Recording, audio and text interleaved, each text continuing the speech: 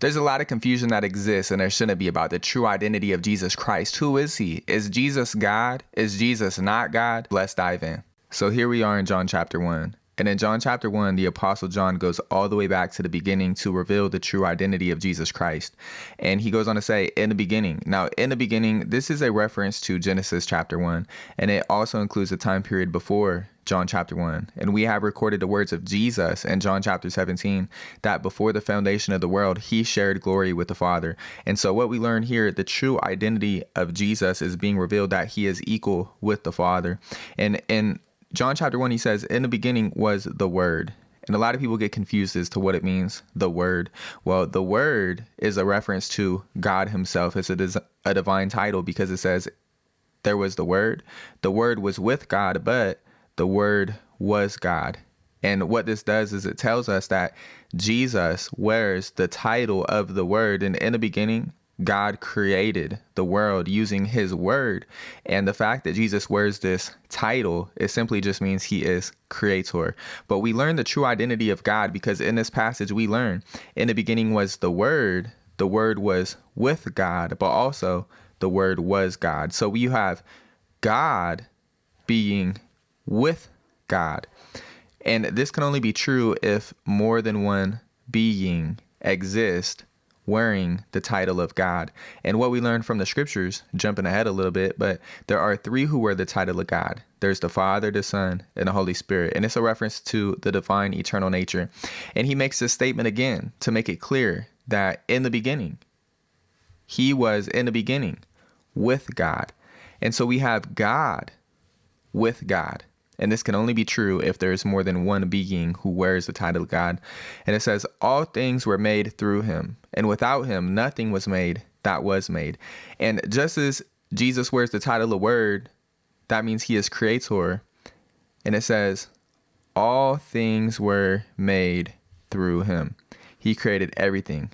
And in Genesis chapter 1, the trees, the birds, heaven and earth itself, mankind, everything was created through him. He created everything. And it says, without him, nothing was made that was made.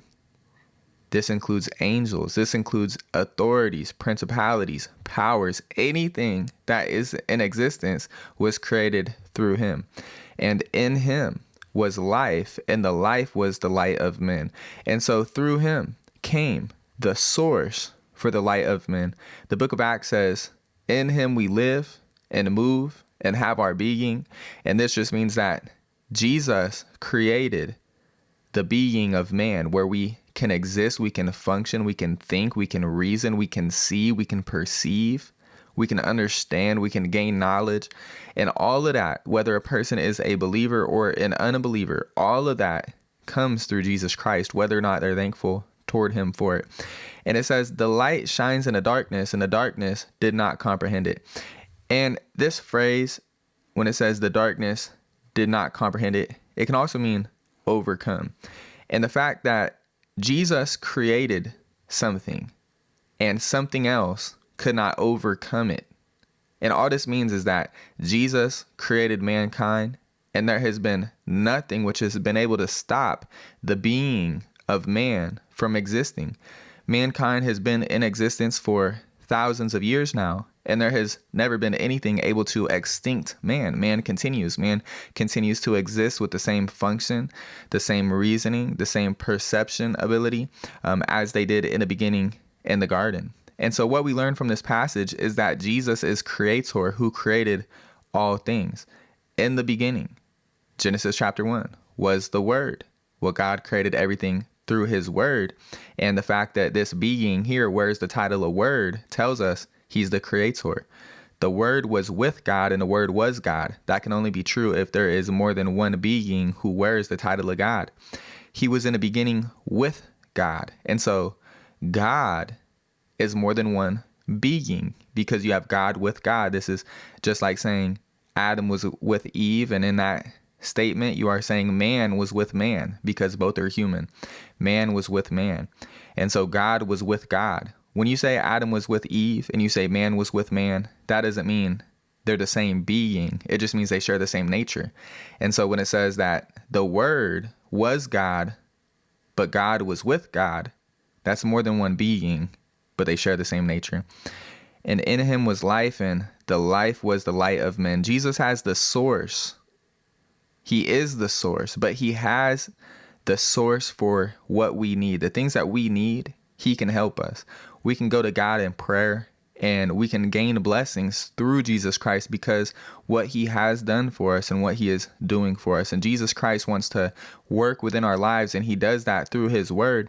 And when Jesus works in our life, there's nothing that can stop the work he's performing in our lives. And even though bad things happen, the scriptures say God works together all things for good.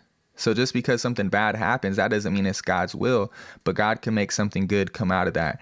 And so the light shines in the darkness did not overcome it. Jesus commanded everything to come into creation, and nothing has been able to decreate the creation of God. Jesus created mankind, and mankind is still coming into existence today with the same perceptive ability and the same functional ability as they did in the beginning in the garden. Nothing has been able to overcome it. And what this does is tell us that the identity of Jesus before birth, he is God, and we need to respect him because he is our creator and he's powerful. And this all powerful being became man, and that's what we'll get into next time. But there's many individuals who don't know the true identity of Jesus, and they get confused when they hear God was with God. But it's just saying two beings were together and they share the same nature. And from what we learn in the New Testament, there were actually three beings who were together: the Father, the Son, and the Holy Spirit.